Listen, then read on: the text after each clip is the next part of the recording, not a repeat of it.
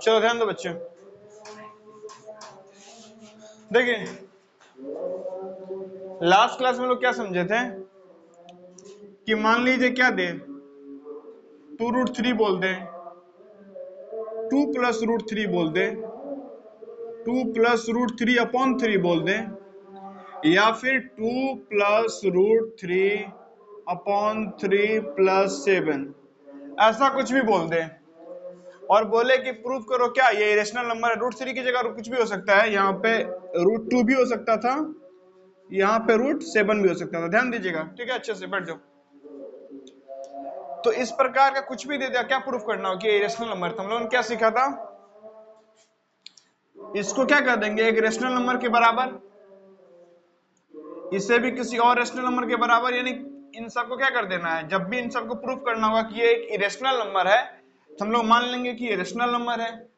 Rational number मानने के बाद क्या करेंगे कि रूट वाले सेक्शन को छोड़ के बाकी सब पार्ट को क्या कर देंगे, उधर शिफ्ट कर देंगे। और फिर हम लोग लास्ट में लिखेंगे क्या कि देखिए ये एक रेशनल नंबर है तो इसमें कुछ घटेगा तब भी रेशनल ही आएगा, कुछ गुना होगा तब भी रेशनल ही आएगा, कुछ भाग होगा तब भी रेशनल ही आएगा। तो कुल मिला के इधर बचा रेशनल नंबर, और इधर जो √2 है या √3 है या √7 है, √5 है, √11 है या √13 है या √23 है, वो क्या है, इरेशनल नंबर।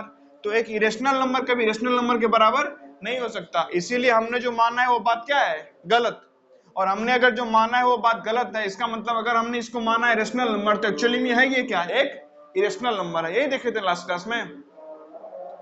अब हमें ये समझना है कि √3 अगर सेपरेटली हो अकेले, अब वहां तो हम लोगों ने क्या बोल दिया था कि √3 क्या है, इरेशनल नंबर। लेकिन यहाँ ये नहीं बोल सकते कि √3 एक इरेशनल नंबर है, सीधा बोल देंगे तो फिर हम लोगों ने प्रूफ क्या किया, समझे। तो अब देखेंगे √3 हो, √2 हो, √7 हो, √5 हो, √11 हो, इनको कैसे प्रूफ करें कि ये क्या है, एक इरेशनल नंबर। ठीक, तो चलिए जरा इसको इरेज कर देता हूं। सबसे पहले तो हमें प्रूफ करना है how to prove that √3, √2, √5, √7 and √11 are irrational number या नंबर्स। कैसे हम लोग प्रूफ करेंगे कि √3, √2, √5, √11, √7, √23, √13 वो सब क्या है, एक इरेशनल नंबर। चलिए तो मैं आपको क्या एक्सप्लेन करता हूं, सबसे पहले √2, फिर मैं एक्सप्लेन कर दूंगा क्या √7, पहले √2 और फिर √7। उसके अलावा आप बाकी अपने आप क्या हो जाएगा, आपसे बन जाएगा। अब मैं सीधा आपको बताने नहीं जा रहा हूं पूरा, ठीक है, मत करो हरकत, सीधा मैं आपको पूरा बताने नहीं जा रहा हूं। पहले क्या करता हूं, आपको बता देता हूं कि बेसिकली हम लोग प्रूफ करेंगे कैसे, ठीक है। जब एक बार हम लोग समझ लेंगे कि हम लोग प्रूफ करेंगे कैसे, उसके बाद हम लोग देख लेंगे कि एग्जाम में कैसे लिखना है, ठीक है। तो एग्जाम में कैसे लिखना है वो तो मैं एक भी बता दूंगा, तो आप क्या कर लीजिएगा, बाकी को लिख दीजिएगा। बाद बाकी प्रूफ कैसे करना है तो मैं चाह रहा हूं कि पांचों को बता देता हूं कि प्रूफ कैसे करना है, और एग्जाम में कैसे लिखना है वो भी बता दूंगा, एक या दो का। उसके अलावा क्या कर दीजिएगा, बाकी आप वही सेम चीज कॉपी पेस्ट करना होता है, स्टेटमेंट पांचों पे कर दीजिएगा कॉपी पेस्ट, या कुछ भी आया ऐसा उन पे कॉपी पेस्ट करिएगा और आपका क्वेश्चन क्या हो जाएगा, बन के कंप्लीट। तो ध्यान देते चलिए।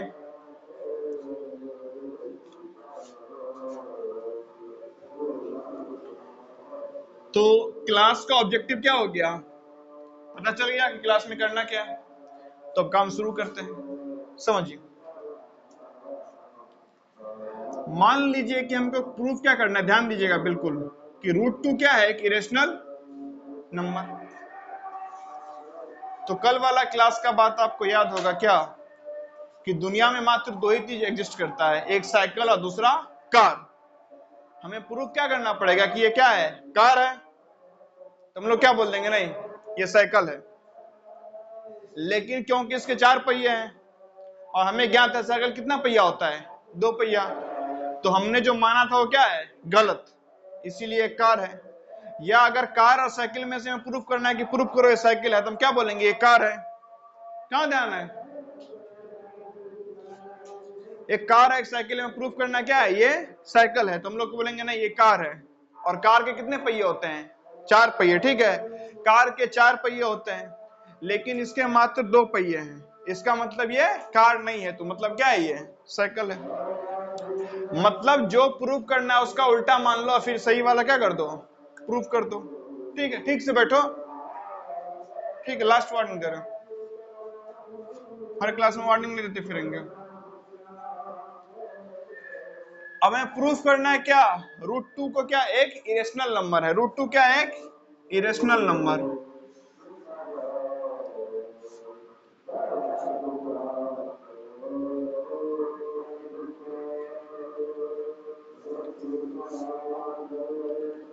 √2 क्या है, एक इरेशनल नंबर। तो कैसे प्रूफ करें, समझो। हम लोग सबसे पहले क्या करेंगे, लेट मान लेंगे कि √2 क्या है, एक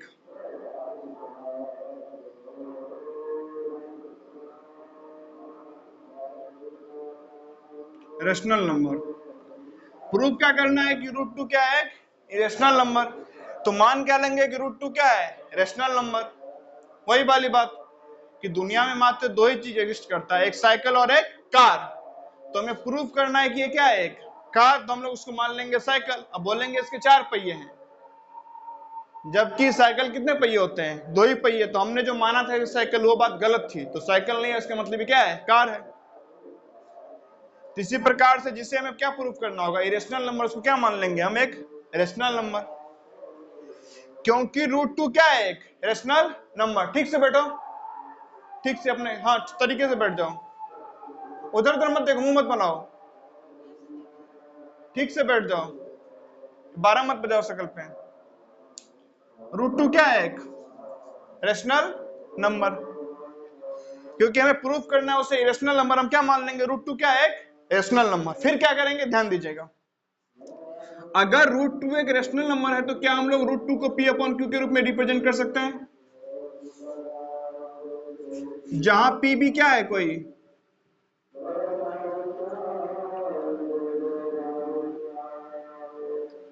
इंटीजर, और Q भी क्या है, कोई integer.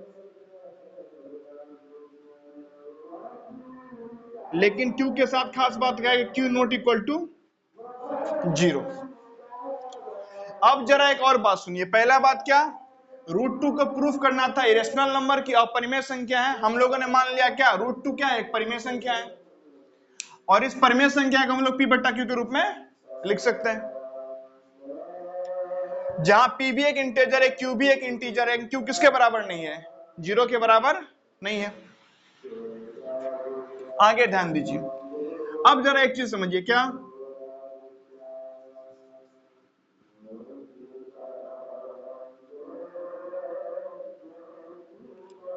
Simplest fraction, simplest fraction का मतलब क्या होता है, सिंपलेस्ट फ्रैक्शन का मतलब क्या होता है, जैसे कि 2/3।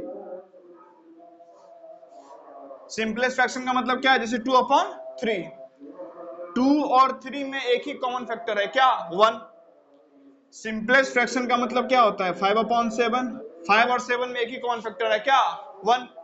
और फैक्टर के बारे में डिटेल में जानना है तो एप्टीट्यूड वाला सेक्शन क्या कर लीजिए, पूरा शुरू से अंत तक देखिए, पूरा क्लियर हो जाएगा फैक्टर क्या होता है।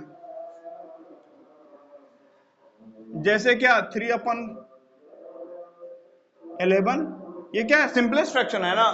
सिंपलेस्ट फ्रैक्शन का खास बात क्या होता है कि 2 और 3 में 1 के अलावा कुछ कॉमन है।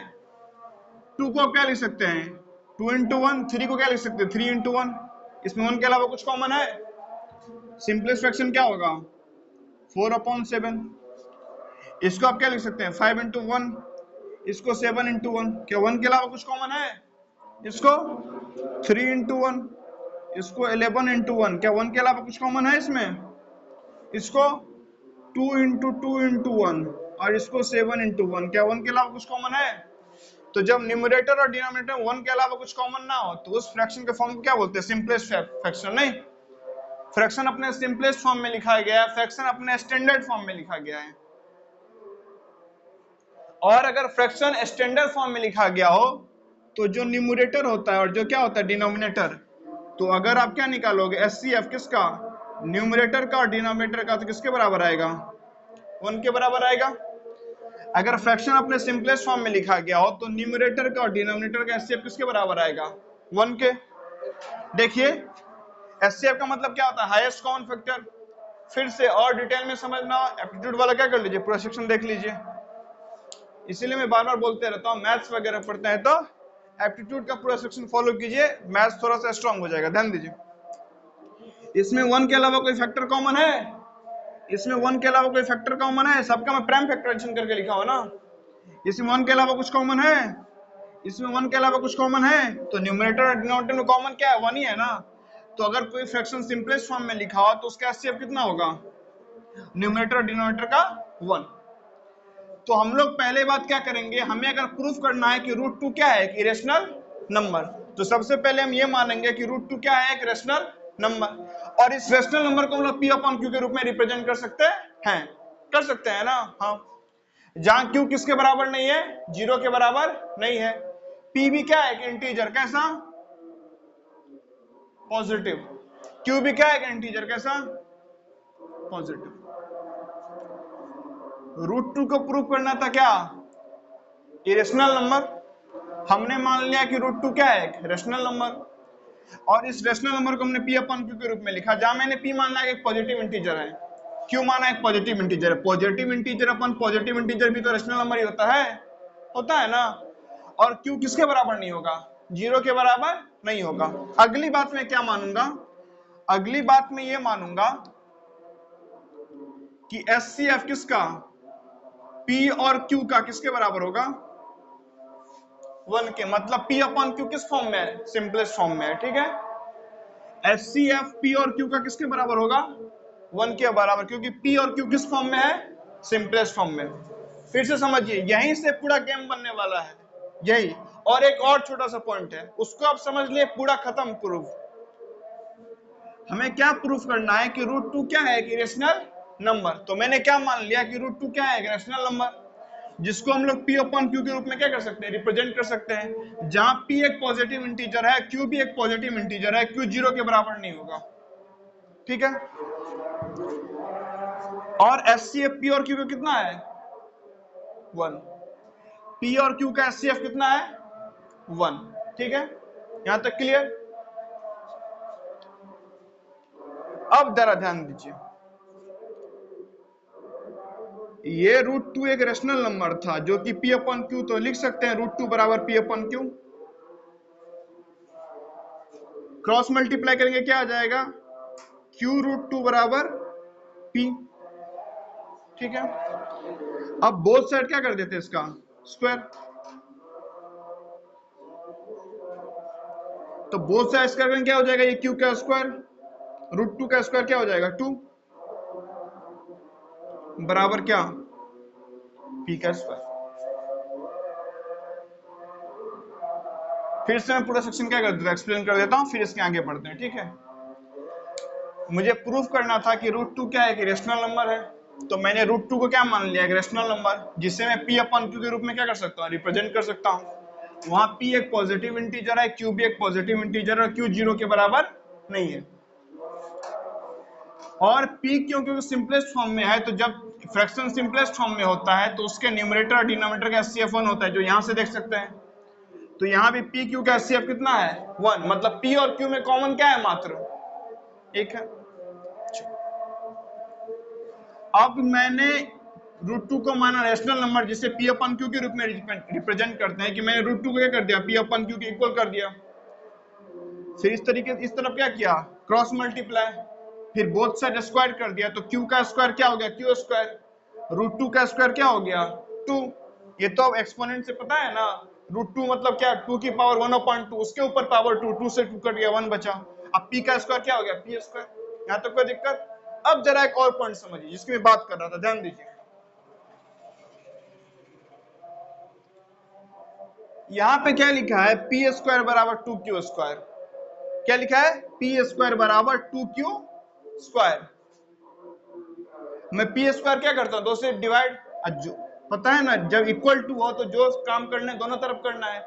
तो P² को मैं जब 2 से डिवाइड किया, 2 से 2 कट गया, क्या बच गया? Q²।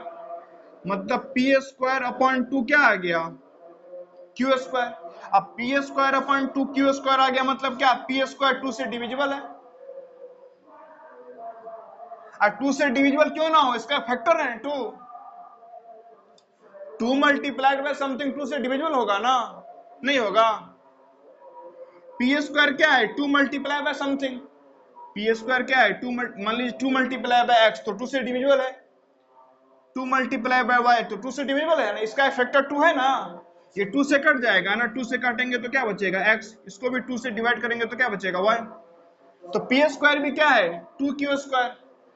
2 क्यू स्क्वायर मतलब क्या, पी स्क्वायर क्या है, 2 इंटू क्यू स्क्वायर, यानी 2 इंटू समथिंग, 2 इंटू समथिंग 2 से डिविजिबल है, मतलब पी स्क्वायर क्या है, 2 से डिविजिबल है। अब जरा एक पॉइंट को समझिए, ध्यान से सुनिएगा, बिल्कुल फोकस से। बस यही यही पॉइंट आपको अगर समझ में आ जाता है तो आप √2 हो, √3, √5, √9 तो फिर करना ही नहीं हो, तो रेशनल नंबर है। √7 हो, √11 हो, √13 हो, किसी को भी क्या कर सकते हैं, धड़ल्ले से आप प्रूव कर सकते हैं क्या, कि ये एक इरेशनल नंबर है। क्या बोला, पी स्क्वायर को मैंने 2 क्यू स्क्वायर लिखा, यहां तक समझ में आ गया। क्योंकि पी स्क्वायर क्या लिखा है, 2 इंटू क्यू स्क्वायर, यानी 2 इंटू समथिंग, और 2 इंटू समथिंग 2 से डिविजिबल होगा। अब जरा एक चीज ध्यान समझिएगा, बिल्कुल चलिए। 2 का स्क्वायर क्या होता है, 2 का स्क्वायर क्या होता है, 4। 2 का स्क्वायर क्या है, 4। 4 को मैं क्या करता हूं, 2 से डिवाइड, क्या आएगा, 2। चलिए छोड़िए,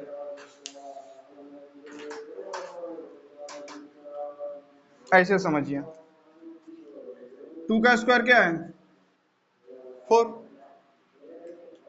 3 का स्क्वायर 9। 7 का स्क्वायर 49। 8 का स्क्वायर 64। ये स्क्वायर क्यों लिखवा रहे, एक सेकंड। 11 का स्क्वायर 121। बताता हूँ स्क्वायर क्यों लिखवा रहा हूँ, ध्यान दीजिए, ध्यान दीजिए। ये सब जो है ना, ये ये ये और ये, इसको आप क्या मान लीजिए, P। कोई दिक्कत, तो ये ये और ये आपके लिए क्या हो गया, पी स्क्वायर।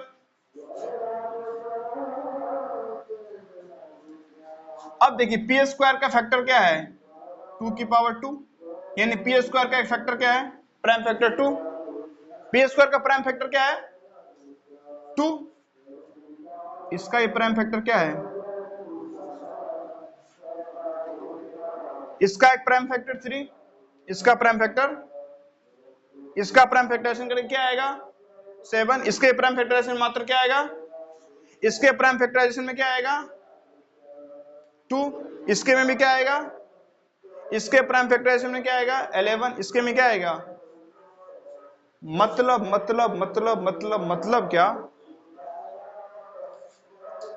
अगर एक नंबर 2 जो कि क्या है, प्राइम नंबर है, जो क्या है, अगर वो पी स्क्वायर का फैक्टर है तो पी का ही फैक्टर होगा।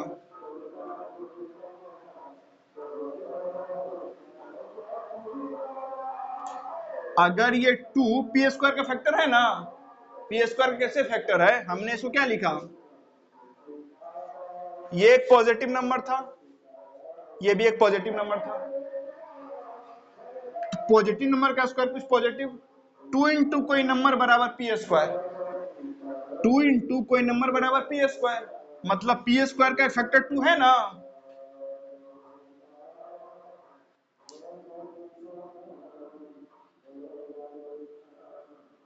जैसे कि क्या बोल रहा हूं मैं, 4 का स्क्वायर बराबर,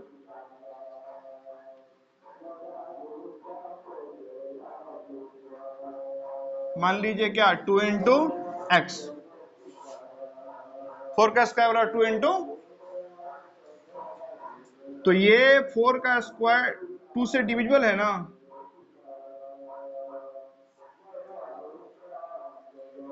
तो जब ये पी स्क्वायर 2 से डिविजिबल है मतलब इसका फैक्टर क्या है? तो फैक्टर का मतलब ही होता है जिससे वो डिविजिबल हो। तो पी स्क्वायर का फैक्टर 2 है तो पी का भी फैक्टर क्या होगा? 2 होगा। अगर क्यू स्क्वायर का एक प्राइम फैक्टर क्या है? 3, तो क्यू का भी एक प्राइम फैक्टर क्या होगा? अगर एस स्क्वायर का एक प्राइम फैक्टर क्या है? 7, तो एस का भी एक प्राइम फैक्टर क्या होगा? 7। मतलब बताता हूं, ध्यान दीजिए। कोई भी नंबर उठा लीजिए। 16 का प्राइम फैक्टर क्या है? 2। तो 16 का स्क्वायर जो क्या होता है? 256। तो क्या है? 2 दूना 4 दूना 8 दूना 16 दूना 32 दूना 64 दूना 128 दूना 256। इसका ही प्राइम फैक्टर क्या है? मतलब अगर p का प्राइम फैक्टर 2 है तो p स्क्वायर का ही प्राइम फैक्टर क्या होगा? 2 होना ही होना है। मतलब कैसे नहीं होगा? स्क्वायर कर रहे हैं तो इस पावर ही तो गुना हो रहा है। आराम समझिएगा चीजों को, एकदम ध्यान से, कोई दिक्कत नहीं है। देखिए 3 है, 3 का प्राइम फैक्टर क्या है? 3। तो मैं जब 3 का स्क्वायर कर रहा हूं तो बस पावर ही तो है। पावर में तो क्या किया मैंने?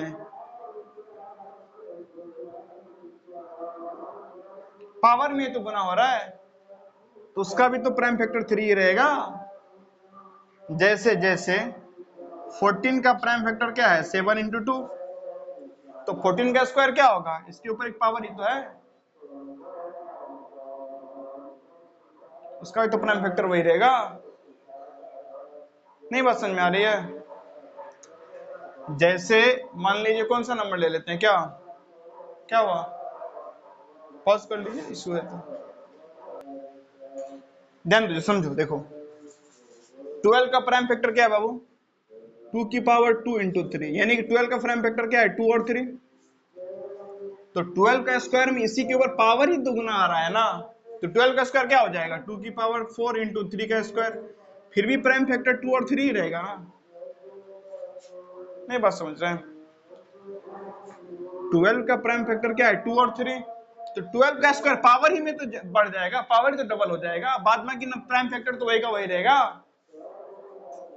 जो 2 का प्राइम फैक्टर है वही 2 के स्क्वायर का प्राइम फैक्टर है, वही 2 के क्यूब का, वही 2 के पावर 4। पावर ही तो है, 2 ही तो 2 है। 2 की पावर 5 का, 2 की पावर 6 का, 2 की पावर 7 का, 2 की पावर 8 का, 2 की पावर 1 लाख का, 2 की पावर 1 करोड़ का, सबका प्राइम फैक्टर 2 ही है। पावर ही बढ़ रहा है ना, प्राइम फैक्टर क्या बदल गया? 2 से 3 हो जाएगा पावर बढ़ने से? नहीं हो जाएगा। जैसे 4 का प्राइम फैक्टर क्या है? 2, तो 4 के स्क्वायर का प्राइम फैक्टर भी तो 2 ही होगा। 4 मतलब 2 का स्क्वायर, इसका प्राइम फैक्टर क्या है? 2 है। तो 4 का स्क्वायर पावर ही बढ़ रहा है ना, पावर डबल हो जाएगा, प्राइम फैक्टर तो वही रहेगा। तो अगर पी स्क्वायर का एक प्राइम फैक्टर क्या है? 2, तो पी का भी एक प्राइम फैक्टर क्या होगा? पी का भी प्राइम फैक्टर क्या होगा? 2 ही तो होगा। जैसे 324 18 का स्क्वायर है। चलिए अब, हाँ, तो इसका क्या निकालते हैं हम लोग? Prime factor. चलो ध्यान दो, 2 से करेंगे तो 2 1 जा 2,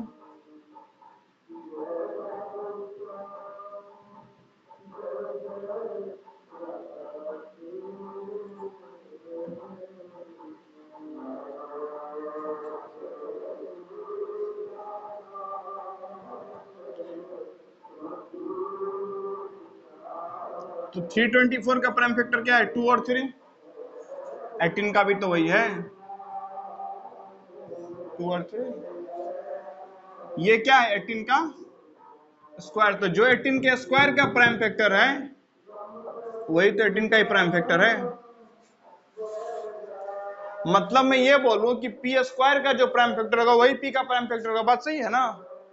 क्यू स्क्वायर का जो प्राइम फैक्टर होगा वही क्यू का प्राइम फैक्टर होगा, क्योंकि क्यू और क्यू स्क्वायर में क्या फर्क है, पावर का ही फर्क है ना, प्राइम फैक्टर तो सेम ही रहेगा।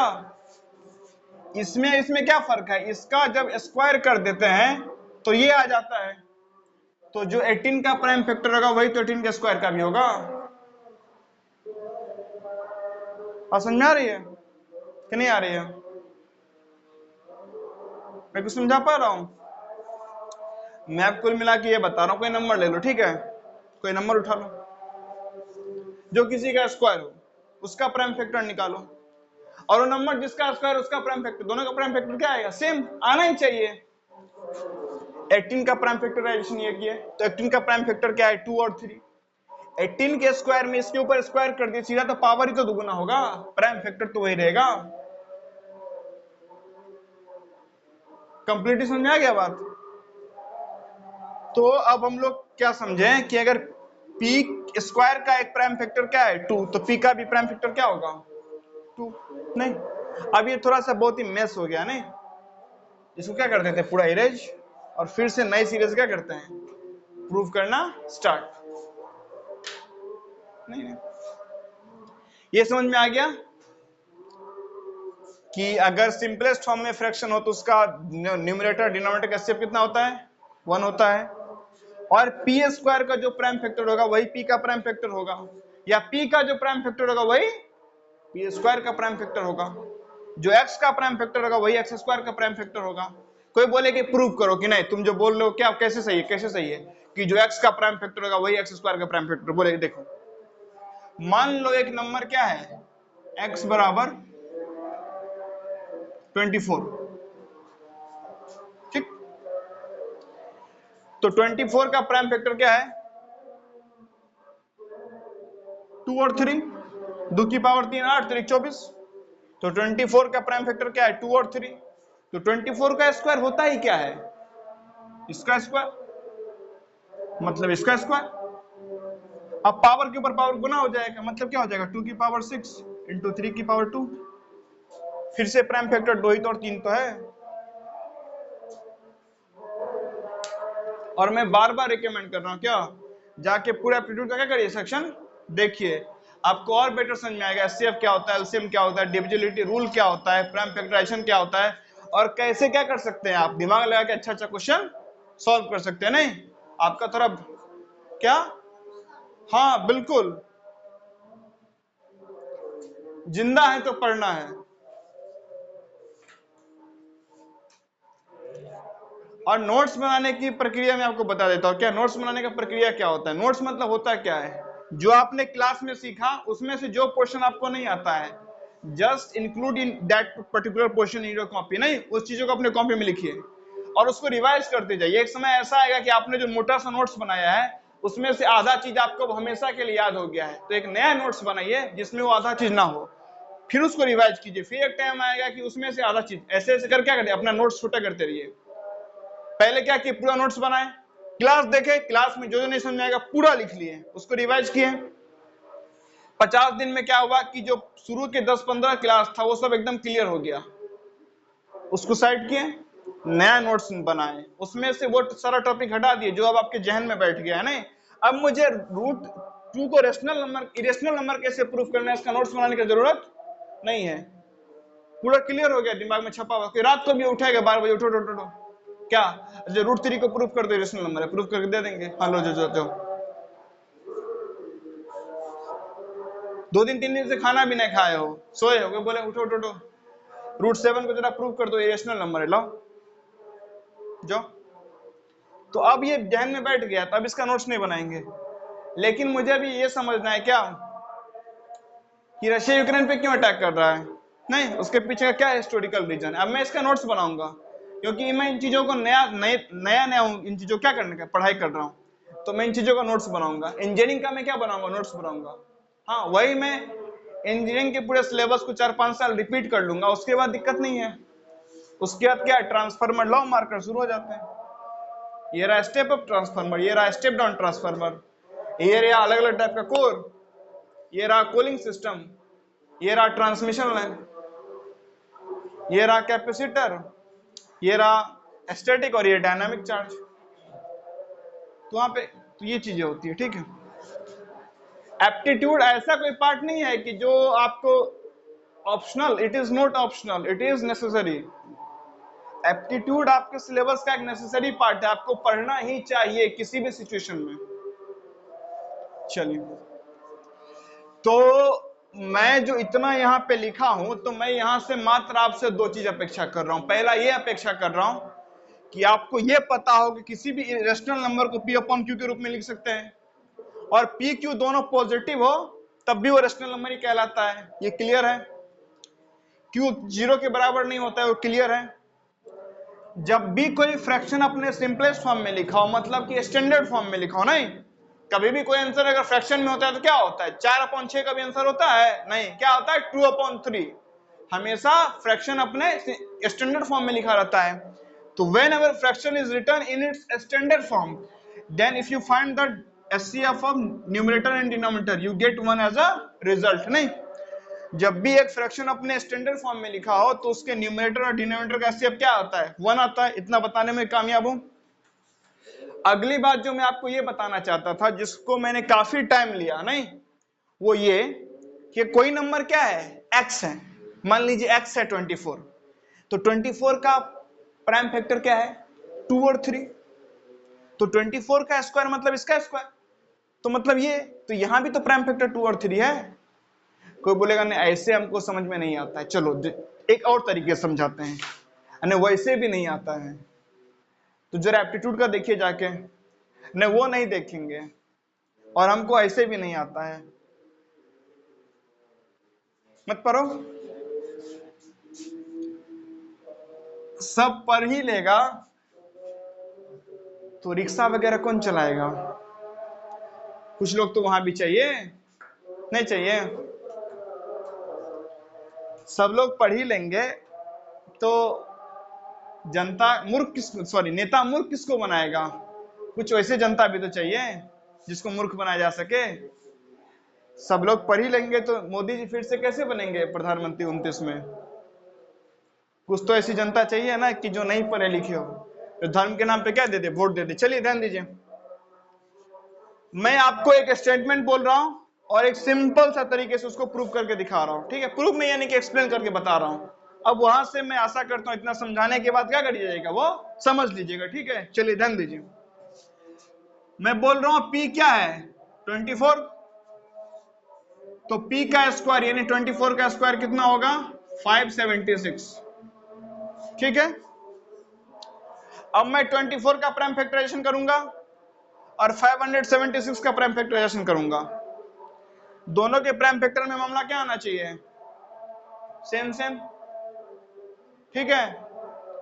सेम सेम आएगा तभी बात क्या हो गई, सिद्ध हो गई क्या, कि जो P का प्राइम फैक्टर होगा वही P स्क्वायर का भी क्या होगा, प्राइम फैक्टर, ठीक है?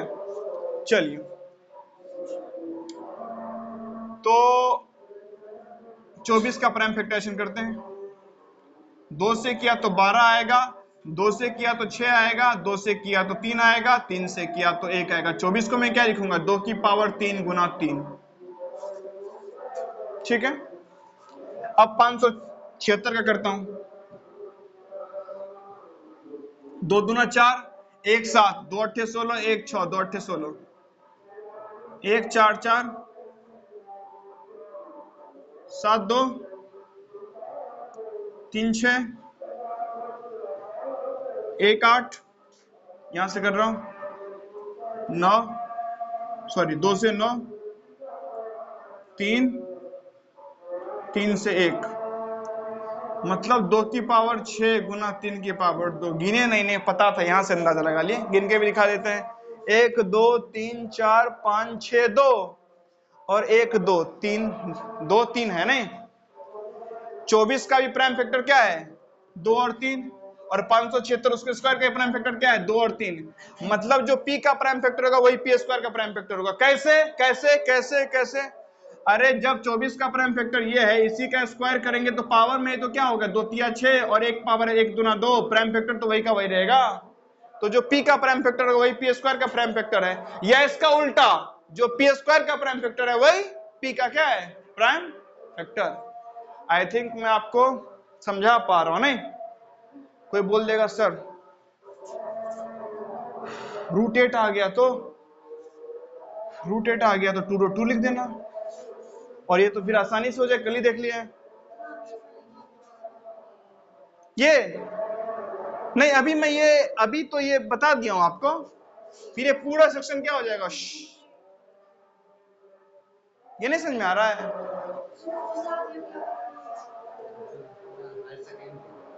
तो आप धीरे धीरे रे मना धीरे सब कुछ होए, ठीक है ना? तो आपको धीरे धीरे मना करके धीरे धीरे पढ़ते जाना है, छोटे छोटे बारीकियों को लिखते जाना है। अभी मैं इस सेक्शन को पूरा क्या करूंगा, इरेज करूंगा, एक जादू होगा ऐसे, और बोर्ड क्या हो गया, क्लियर। ठीक है, देखिए जादू।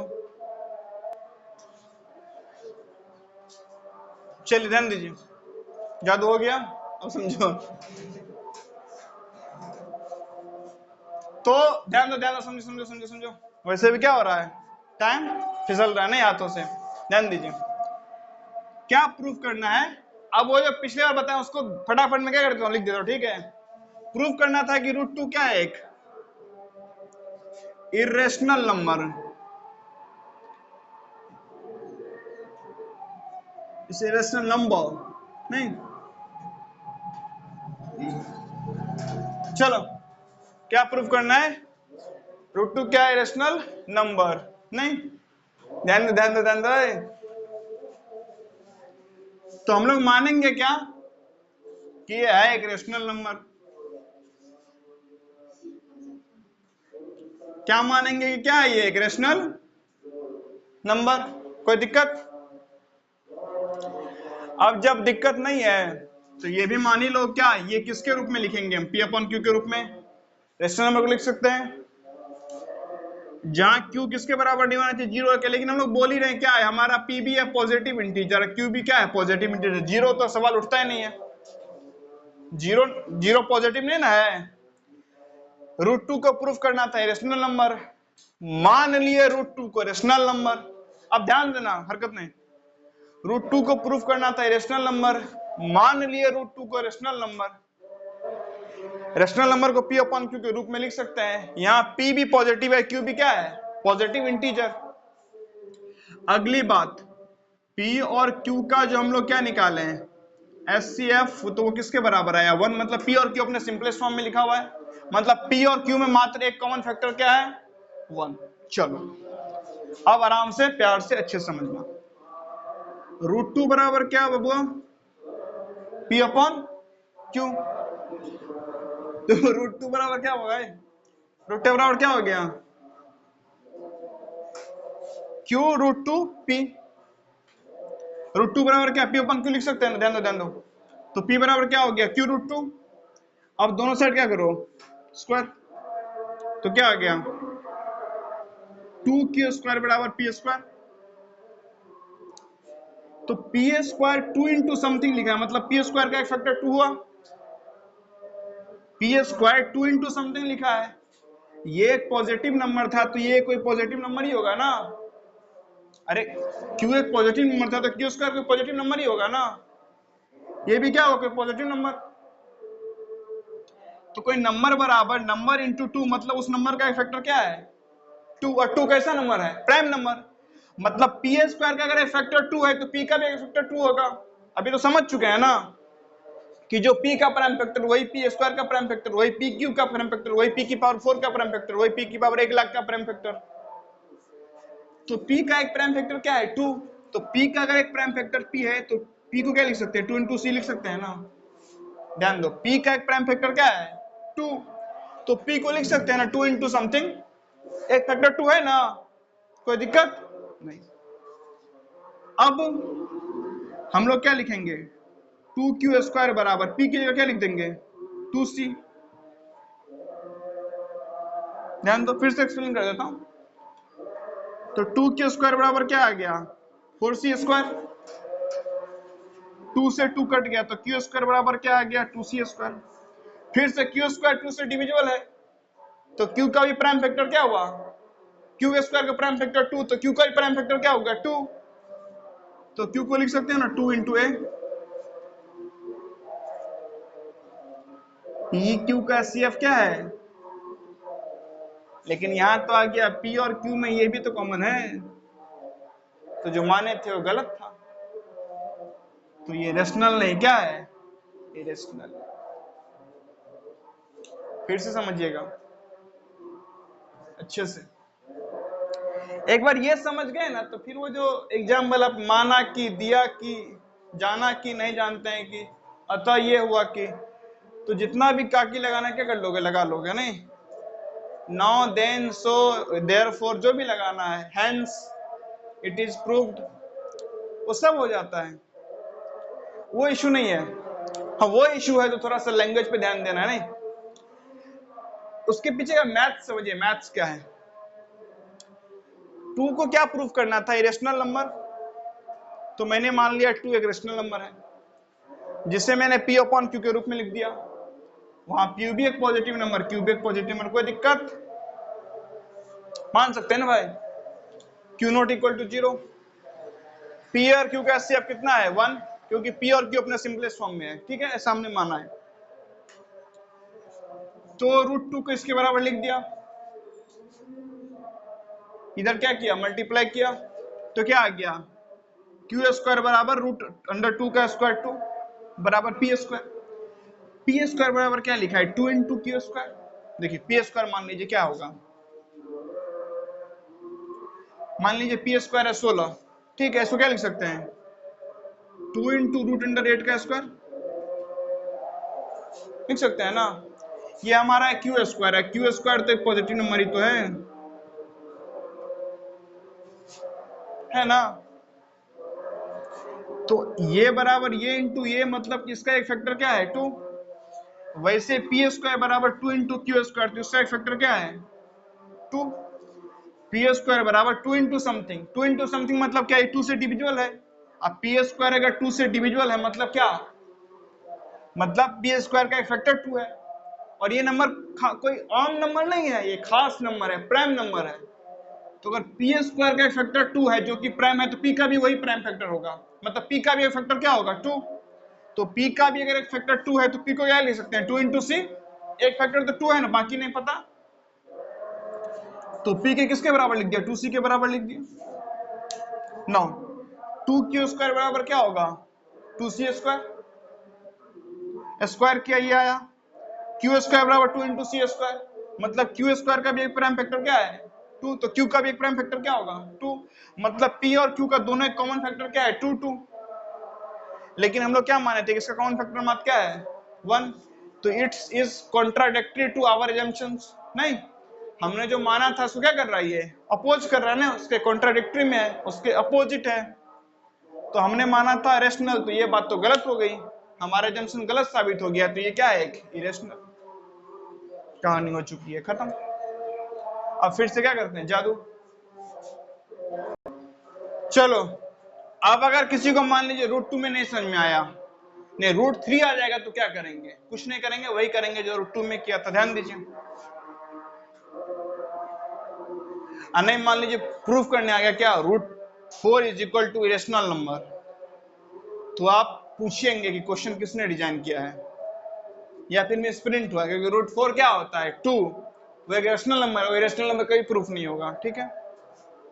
अब √3 आ गया, वही बात, प्रूफ क्या करना है √3 को, कि है एक रेशनल नंबर, मान लेंगे √3 को क्या है, एक रेशनल नंबर, ठीक है। साथ ही साथ इसको किस फॉर्म में लिख सकते हैं, p अपॉन q के रूप में, जहां p भी क्या है एक पॉजिटिव इंटीजर और q भी क्या है एक पॉजिटिव इंटीजर, और साथ ही में p और q अपने सिंपलेस्ट फॉर्म में है, तो p और q का एचसीएफ कितना है एक। फिर से √3 बराबर क्या लिख सकते हैं, p अपॉन q, मतलब q√3 बराबर p, बोथ साइड स्क्वायर। एक समझ गए, सेम पैटर्न पे तो सारा करना है, 3q स्क्वायर बराबर p स्क्वायर, पी स्क्वायर का एक फैक्टर 3 है, तो p का भी एक फैक्टर 3 होगा, तो p को क्या लिख सकते हैं 3 इंटू सी, नहीं 3 इंटू डी लिखेंगे, 3 इंटू ई लिखो, उससे कोई फर्क पड़ता नहीं। बस 3 इंटू क्यू पी मत लिख देना, नहीं, सेम वेरिएबल मत इस्तेमाल करिएगा, अलग वेरिएबल इस्तेमाल करिएगा। तो 3q² बराबर क्या, पी की जगह क्या लिख देते, 3c। तो 3q² बराबर क्या हो गया बाबू, 9c²। 3 से 3 कटा, 9 कटा मतलब q² बराबर क्या हो गया, 3c²। तो q² का फैक्टर, तो q का भी फैक्टर क्या होगा, 3। माने थे कॉमन फैक्टर क्या है, 1, लेकिन यहाँ पे फैक्टर क्या निकला, कॉमन 3 भी। तो हमारे एजम्पशंस का क्या हो गया, ये कॉन्ट्राडिक्टरी, इसीलिए गलत है। तो हमारा एजम्पशन गलत है कि एक रेशनल नंबर है, मतलब क्या है, एक इरेशनल नंबर। अब हम लोग क्या देखेंगे कि एग्जाम में इसको कैसे लिखना है, ठीक। तो एग्जाम में मैं क्या करता हूँ, एग्जाम में कैसे लिखना है उसका √5 का बता देता हूँ। तो √2 भी हो गया, √3 भी हो गया, √5 भी हो जाएगा। फिर √7 हो, 11 हो, 23 हो, नहीं पूछता है उतना, क्या है फालतू मगजमारी होगा। आपको √7 आता है तो √23 भी आता है, इतना फर्जी दिमाग नहीं लगाता कि नहीं √23 देंगे हम। √2 √3 मेनली यही आता है, मुश्किल से √5 √7 आ गया बस, √11 13 मैक्सिमम एकदम, उतना नहीं पूछता है। और अगर मान लीजिए ये पूछा कि नहीं √14,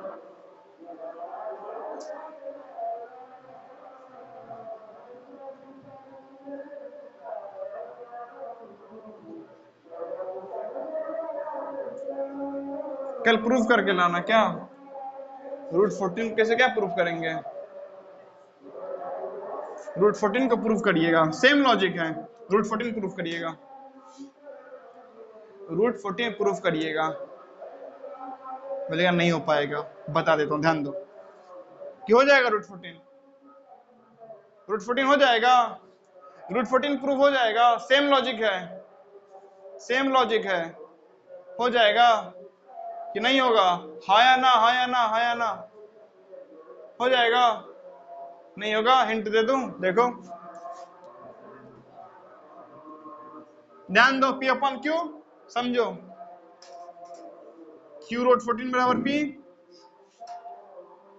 q² बराबर 14 P², यानी P² का फैक्टर क्या है, अच्छा तो लेकिन 14 तो प्राइम नंबर, क्या है दिक्कत हो रहा है, P² बराबर 2 इंटू 7q², P का फैक्टर क्या है, P² का फैक्टर 2 और 7 है, तो P का फैक्टर क्या होगा, 2 और 7, फिर Q का फैक्टर क्या होगा, 2 और 7, मानेंगे फैक्टर क्या, कॉमन, कॉमन क्या मिल रहा है, 2 और 7 भी, 14 भी, खत्म। चलिए फिर से जादू करते हैं।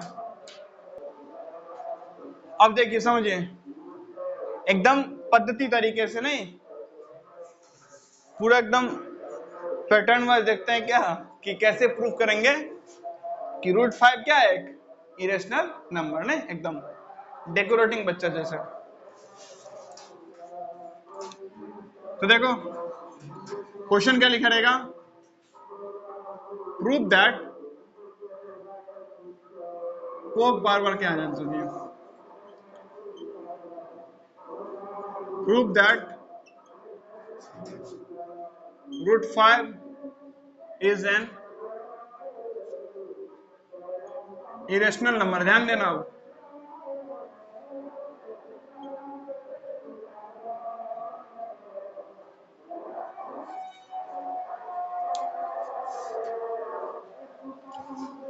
अब आते क्या सॉल्यूशन, लेट, एक होमवर्क है क्या, एनसीईआरटी का क्लास 9th या 10th का क्या करिएगा, मैथ्स का पहला चैप्टर ओपन करिएगा, जो मैंने अभी आपको P² वाला बताया है बात, नहीं उस पे एक थ्योरम दिया, उसमें थ्योरम एक्सियोम या पोस्टुलेट जो बोलिए दिया हुआ एनसीईआरटी में, हाँ चैप्टर 1 में ही, क्लास 9th या 10th में, कुछ भी समझ लीजिए, थ्योरम समझना है, पोस्टुलेट एक्सियोम जो मानना है मान लीजिए, वो दिया हुआ है क्लास 9th, उसी सेम चीज को, वो जरा वहां से पढ़ के कमेंट बॉक्स में खटाखट लिख दीजिएगा, ठीक है, थोड़ा सा मेहनत करिएगा, एनसीईआरटी क्लास 9th या 10th। अब मुझे पता है किस में है, नहीं 5 में है, बाद बाकी आप खोजिएगा। चलो 5 में है, अब देखना 5 भी नहीं समझ में आता है। चलो ध्यान दो ध्यान दो, देखो देखो देखो, देखो। क्या प्रूफ करना है कि रूट 5 क्या है, कि रेशनल नंबर। तो मान लेंगे let root 5 is a rational number. कोई हल्ला गुल्ला नहीं, ध्यान दो पूरा, हल्ला करने वाले कर रहे हैं हल्ला, चलो ध्यान दो। Let root 5 is a rational number, ठीक है। उसके बाद पहला चीज ये मानो, दूसरा क्या मानो, तो रूट 5 बराबर क्या है, P अपॉन Q। तीसरा ये मानो कि Q क्या है, नॉट इक्वल टू 0। चौथी बात ये मानो आप कि Q और P क्या है, बिलोंग्स टू पॉजिटिव इंटीजर। और पांचवी बात ये मानो कि एचसीएफ किसका, P और Q का क्या है, इक्वल्स टू। लेट कर लिए सब कुछ। नाउ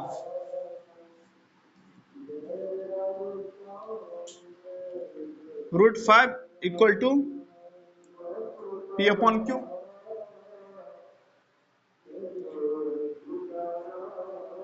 तो लिख सकते हैं क्या हम लोग, Q root 5 equal to P। Now squaring both side, यानी दोनों तरफ क्या करेंगे, square. No squaring both side, तो स्क्वायरिंग बोथ साइड करेगा तो क्या हो जाएगा बाबू,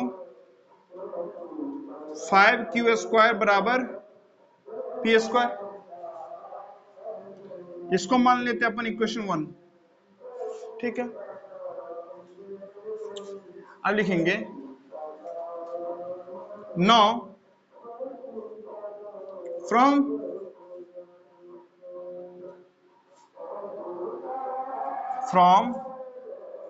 equation 1 you can say that 2 is a prime factor of P square, so 2 is also a factor of P, ठीक है। ये समझ चुके थे ना, रूट 2 कहां से आ गया, 5 आएगा ना, भावना में बह गया मैं। चलो 5 is a prime factor of P square, so 5 is also a factor of P, so we can write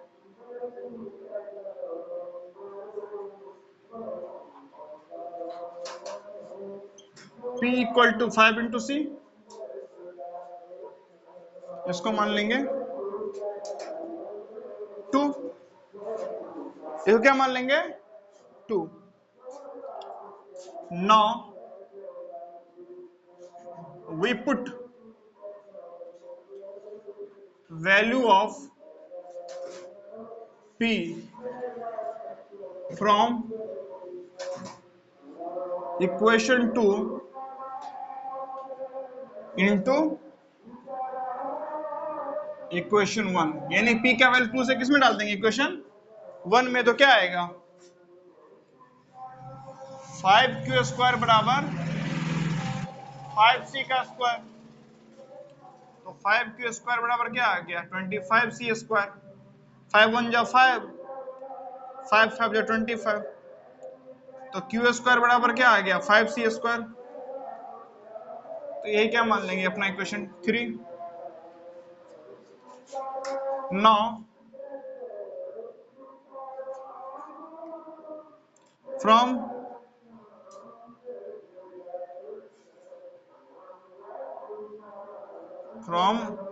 equation 3 we can say that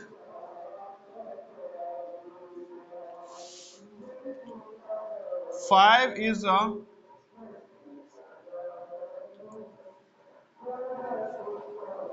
prime factor of what? Q square. So 5 is also a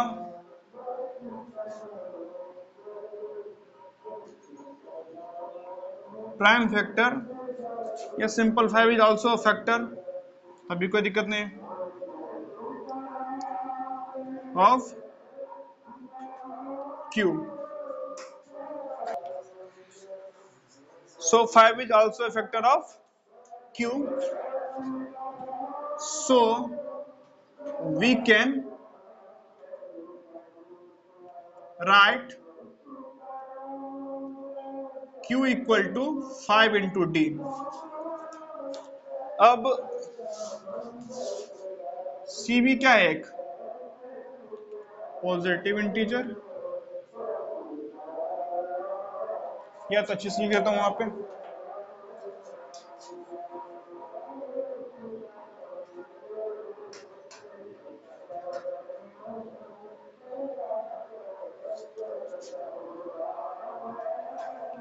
here C and D belongs to positive integer.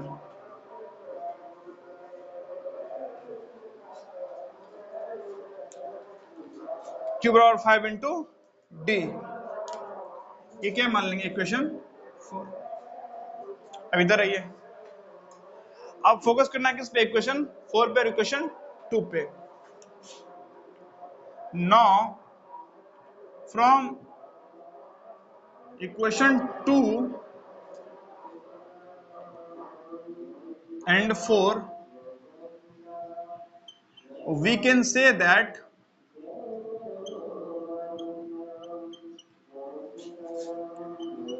5 is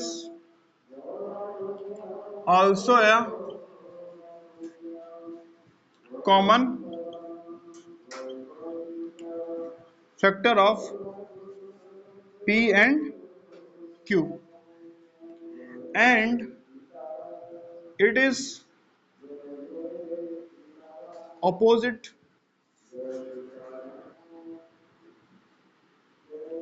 or it is not as our assumption. यानी हमारा assumption क्या था कि P और Q का एक common factor क्या होगा? मात्र 1, लेकिन यहाँ पे क्या है? 5 भी आया. So root 5 is not a rational number, hence root 5 is an irrational number. ये वाला पार्ट विजिबल है? डल है बहुत ज्यादा, विजिबल है? तो इस प्रकार से क्या करेंगे? पूरे कहानी को प्रूफ. ठीक है, तो यही है. ध्यान दीजिए, हिंदी में प्रूफ करना. ध्यान दीजिए, क्या प्रूफ करना है कि सिद्ध कीजिए 5 का वर्गमूल क्या है? एक अपरिमेय संख्या. नहीं, 5 का वर्गमूल क्या है? एक अपरिमेय संख्या. तो माना कि 5 का वर्गमूल एक परिमेय संख्या है. जहां उस परिमेय संख्या को आप, ये जो परिमेय संख्या माने हैं किसको? वर्गमूल 5 को, उसको किसके बराबर लिख देंगे? P बट्टा Q के रूप में, जहां Q शून्य के बराबर नहीं है. P और Q क्या है? धनात्मक पूर्णांक, पॉजिटिव इंटीजर. और P और Q का महत्तम समावर्तक क्या है? 1. इतना मानने के उपरांत हिंदी में एक्सप्लेन करे समझने वाली क्या बात।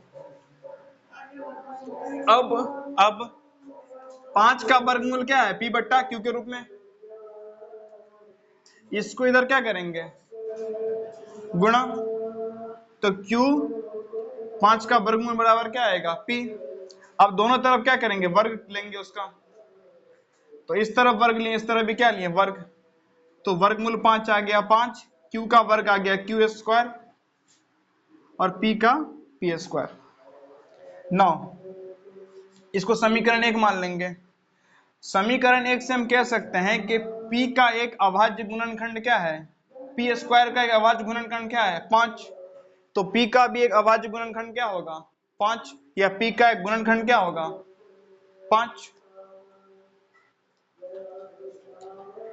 p का एक प्राइम फैक्टर क्या है, 5, तो p स्क्वायर का, तो p का भी एक प्राइम फैक्टर क्या होगा, 5। अब हम लोग लिख सकते हैं क्या, अगर p का एक फैक्टर 5 है तो p को क्या लिख सकते हैं, p बराबर 5 इंटू c। अब p का, इसको मान लेंगे समीकरण 2, p का जो वैल्यू क्या है समीकरण 2 में, इसको समीकरण 1 में रख देंगे, फिर इस प्रकार से कैलकुलेशन हो जाएगा। फिर सेम बात, q स्क्वायर का एक फैक्टर 5 है तो q का भी एक फैक्टर क्या होगा, 5। तो हम लोग क्या माने थे कि दोनों में फैक्टर 1 ही है ना कॉमन, लेकिन दोनों में फैक्टर 5 आ गया ना कॉमन, तो जो हम लोग माने थे उसका गलत हो गया। तो ये एक परिमेय नहीं, क्या है, अपरिमेय संख्या। ठीक है, बार बार देखिएगा, हिंदी में हो सकता है कुछ त्रुटि हो गया तो हो गया हो, बात ना कि बार बार देखिएगा तो आपको समझ में आ जाएगा। ठीक है, अब भी फिर से बता दो हिंदी में, हो जाएगा ना, फिर भी नहीं होता है बोलिएगा, मैं फिर से बता दूंगा। ठीक है, कुछ खास नहीं है, बस जरा चैन से, अच्छे से तरीके से बैठ के ध्यान से समझिएगा चीजों को, डॉट हो पूछिएगा, हर क्लास को देखिए, हर वीडियो को देखिए, डॉट हो वहीं पे कमेंट कीजिए, रुक के टाइम लिख के कमेंट कीजिए। जब भी कमेंट करना हो ना वीडियो में तो टाइम लिख के कमेंट कीजिए, उससे क्या होता है ना, सीधा उसी टाइम लाइन पे मैं अगर कमेंट सेक्शन में क्लिक करूंगा सीधा मैं उसे ही पहुंच जाऊंगा, अच्छा यहाँ पे क्या हुआ था, ओ इसमें डॉट है। अब आप लिख दीजिएगा ना डॉट, तो उसमें टाइम लगता है। अब आप तो देख ही रहे हैं ना, जहां डॉट होगा उसमें टाइम तो दिखाता है यूट्यूब पे, तो उस टाइम को लिखें। नहीं, जैसे कि मान लीजिए 2 और 35, नहीं तो 0 2 फिर डॉट डॉट ऊपर नीचे आता है ना टाइम में, जैसे बनाते हैं ऐसे, नहीं यहाँ के बाद थोड़ा स्पेस दे दिए, अपना क्या लिख दिए, डॉट लिख दिए। मैंने जैसे कमेंट में क्लिक किया सीधा वीडियो वहां पे पहुंच गया, मैं देखा अच्छा यहाँ पे क्या बताया हूँ, आपको तुरंत पूरा डॉट बता दिया, कितना अच्छा है, वहीं का वहीं रिजॉर्ट भी रिजॉल्व हो गया। तो सीधा टाइम लिखिए और लिख दीजिए, नहीं और बाद में कि आपको जैसा भी आता उसका मत देखिए कि नहीं मैं पूरा परफेक्ट लिख पाऊंगा कि नहीं, मैं समझ जाऊंगा, बस ऐसा लिखिए कि समझ में आना चाहिए। नहीं आप लेक्चर को ऐसे भी लिखिएगा समझ जाऊंगा, लेक्चर भी लिखिएगा ना तो कोई अगर लेक्चर को लेक्चर भी, मान लीजिए इंग्लिश लिखने में कोई इशू है तो मैं समझ जाऊंगा कि आपने क्या लिखा है, इसको लेक्चर ही लिखा हुआ है।